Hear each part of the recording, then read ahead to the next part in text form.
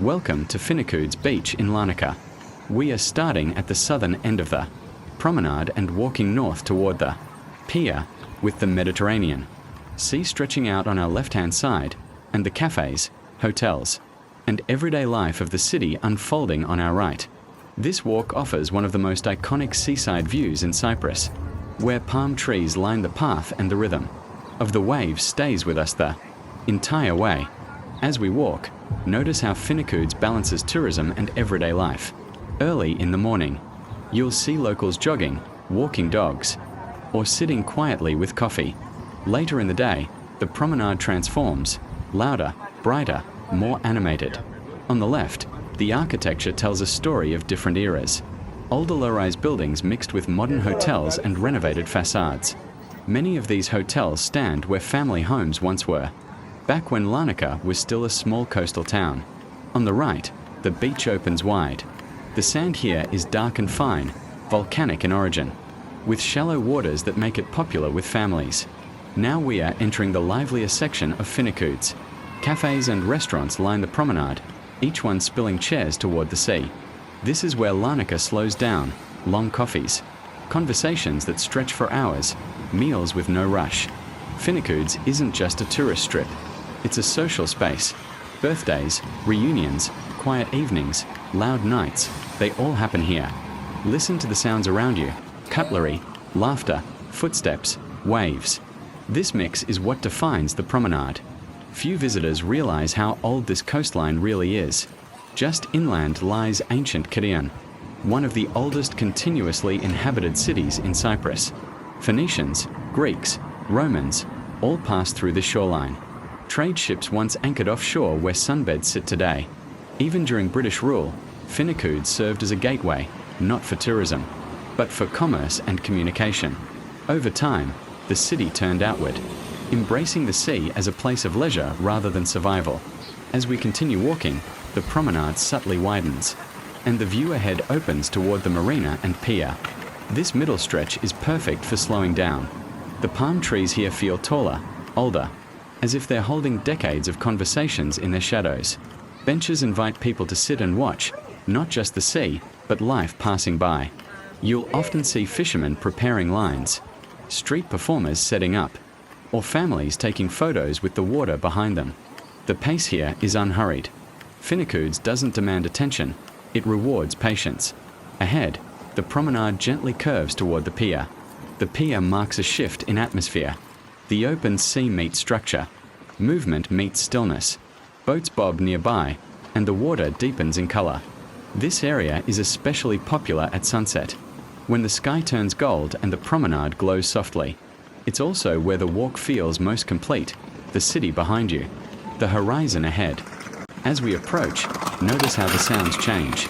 Fewer cafes, more wind, more water. We've reached the northern end of Finikoudes, right beside the pier. From here, you can look back and see the entire promenade stretching south, palms, people, cafes, and coastline all blending together. This is where many walks end, but also where thoughts tend to linger. Finikoudes isn't dramatic or overwhelming. Its beauty lies in familiarity, rhythm, and balance.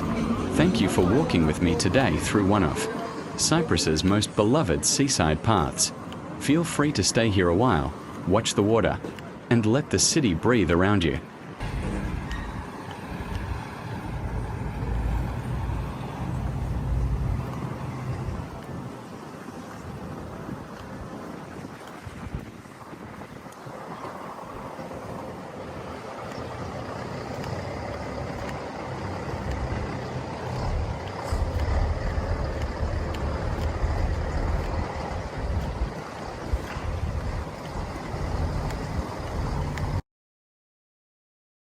As we leave Finikoudes behind, the sound of the sea slowly fades.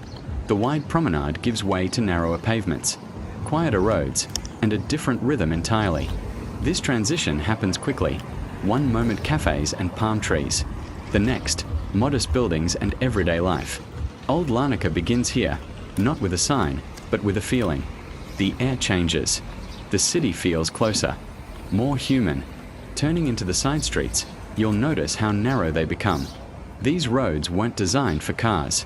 They were built for feet, donkeys, carts, for people who lived, worked, and traded within walking distance. Many of these buildings date back to the late 19th and early 20th centuries. Some are restored, others are quietly decaying. Both tell the story honestly. Look at the doors, heavy wood, faded paint, iron knockers shaped by hand. These are not decorative. They were functional, built to last. During Ottoman rule, Larnaca, then known as Scala, became one of Cyprus's most important ports. Foreign consulates, merchants, and traders lived here. These back streets once echoed with many languages: Greek, Turkish, Italian, French, Arabic. Homes doubled as warehouses. Courtyards hid trade goods. Privacy mattered. Many houses were built inward-facing, shielding family life from the street. This architecture still defines Old Larnaca today. As we walk deeper, notice how often life happens behind walls. Courtyards sit hidden from view, filled with plants, wells, and shade. These were spaces of survival during heat, conflict, and uncertainty. Some are still lived in. Others sit abandoned, doors locked, windows sealed, time paused. These forgotten homes are some of the most powerful places in the city. They whisper rather than shout. Under British rule, Larnaca expanded, but these streets remained largely unchanged. New buildings appeared beside old ones. Concrete met stone. Shutters met glass. You'll notice subtle changes. Street layout straightens slightly. Signage appears, balconies widen. Yet Old Larnaca resisted total transformation. Life here remained intimate. People knew their neighbors. Streets were extensions of homes. These streets weren't just residential. Workshops, tailors, shoemakers, carpenters, all operated from ground floors. Families lived above their work. This wasn't separation of life and labor. It was integration. Even today, you may pass small shops that seem frozen in time, faded signs, old equipment, quiet interiors. These are not tourist attractions. They're remnants of real life. Hidden among the streets are small churches, chapels, and former mosques. Religion in Old Larnaca was never grand. It was local, personal. Faith existed alongside daily life, woven into routine rather than dominating it. You'll often find candles, icons, or symbols placed quietly near doors. They are reminders of continuity. Not all stories here are peaceful. Many homes were abandoned as families moved to newer areas. Some left after 1974. Others left seeking modern comfort. What remains is a fragile balance between memory and neglect. Some buildings are being restored. Others are waiting. Old Larnaca is not a museum. It's a place deciding its future. As the walk slowly bends back toward busier streets, the city reappears. Traffic grows louder. Shops become brighter. Movement increases. But something stays with you, the quiet weight of what you've seen. Old Larnaca doesn't demand attention. It rewards patience. Thank you for walking through the backstreets and hidden history of Old Larnaca. These streets hold the stories that don't make postcards. Lives lived quietly. Work done daily. Time passing slowly. If you enjoyed this long walk through the city's past, consider liking, subscribing, and joining me again for the next journey.